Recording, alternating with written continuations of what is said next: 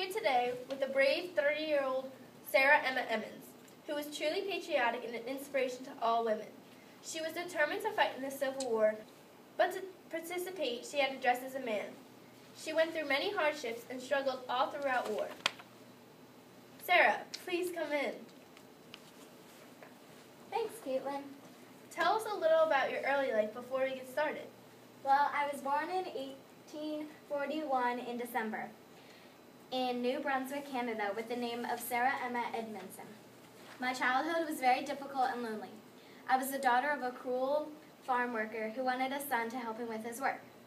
I didn't receive very much education or nurturing either, so I decided to leave my home in the 1850s. After this event, I changed my name to Sarah Emma Edmonds. Why did you decide to make such a big risk that would change you forever? Well, I wanted to take a stand for our country instead of sitting at home cooking and cleaning in the kitchen.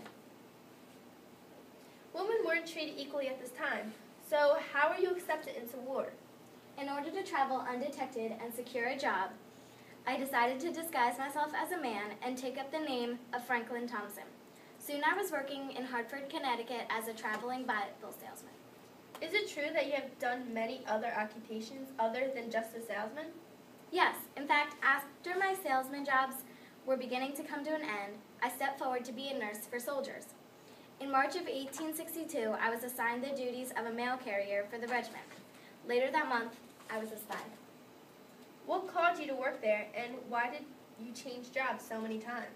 Well, I decided to work in the 2nd Michigan Infantry because I was assigned to be a male nurse and I had no trouble keeping the job. Then I decided I wanted to be a spy, and I impressed the staff so much that I got the job right away. What kind of work goes into being a spy? What was it like? In order to complete my missions, I had to disguise as a black man. I bought clothing from a fugitive slave, got a wig of real Negro wool, and colored my head, hands, and arms with silver nitrate. Gross! Yes. Indeed. What different battles did you fight in? I fought in the Battle of Bull Run, the first and second parts, Antietam, the Peninsula Campaign, Vicksburg, and many others. Wow, it's amazing how many battles you fought in without getting caught. It's not easy. Actually, I got caught. One time my makeup was washing off and the soldiers realized I wasn't really black. I tried stealing a horse to escape all the madness, but I got shot in the arm. I had to go to a specialist doctor and get special treatment so no one would find out my secret.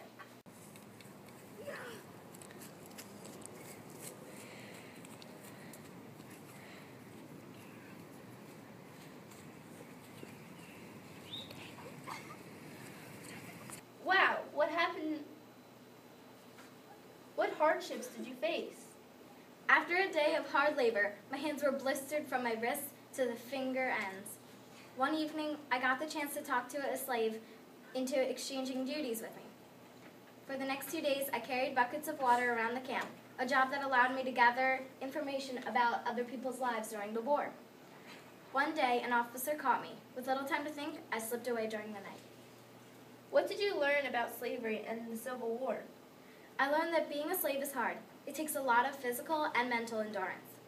The fact that anyone would have to go through that is unbelievable. The Civil War was the only way to stop this torture and to try to help the country in the future. What do you miss about life without war? I miss my friends. I'm happy about what I did, though, because it changed women's rights in working perspectives. Also, it improved slave conditions, and it helped slowly decrease discrimination and slavery throughout the United States. How will this change you and our country? My life will be forever grateful. I will never forget the happy and sad times. I am naturally fond of adventure, a little ambitious, and a good deal romantic. But patriotism was my true secret to success. This is important because it shows how much she cared about her country and its people. Sarah Emma Edmonds was a brave woman who risked her life for others and our country. My kind friend, I herein give you a statement of facts in regard to the accident referred to in my letter. Said accident occurred on the second day of the Battle of Bull Run. while on my way with the mail from Washington to our troops near Centerville. I was trying with all my might to reach Berry's brigade before the battle commenced, and in order to do so, I took advantage of every near cut that I possibly could, by leaping fences and ditches instead of going a long way around.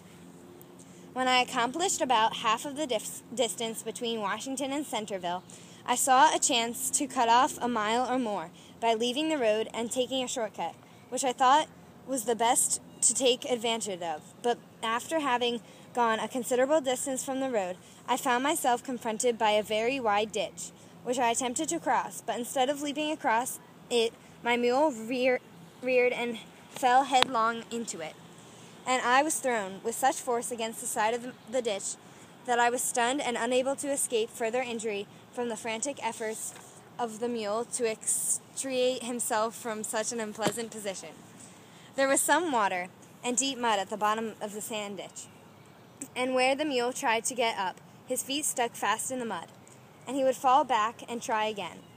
Finally, he succeeded in getting out, but how long I remained there I never knew. The first sound that struck my ear was the booming of a cannon, and the first thought that flashed across my brain was, "The mail, the mail." On crawling out of the ditch, I realized that I had sustained severe injuries. I had no use of my left lower limb. I felt sure it was broken, and the intense pain in my left side and breast made me feel sick and faint, while the bare thought of the undelivered mail drove me almost frantic.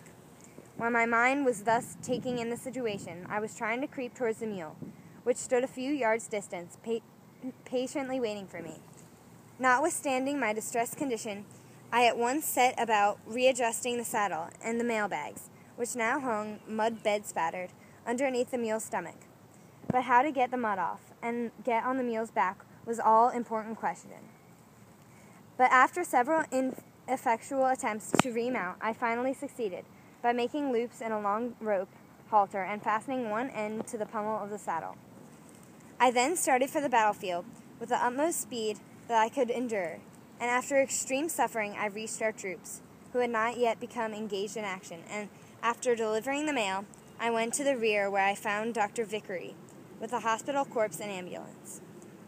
I made no report of the accident, but simply said that I had hurt my leg and it was very painful, and asked him for something to rub on it to relieve the pain.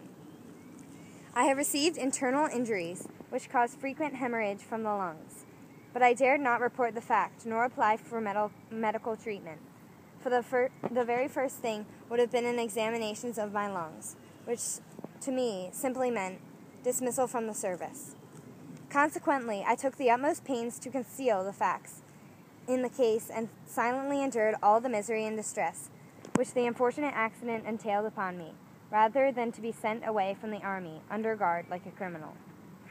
Had it not been for you and two other boys, Sam Halton and Robert Bostwick, I probably should have died in my tent. Notwithstanding, I was so lame I could not put my left foot to the ground.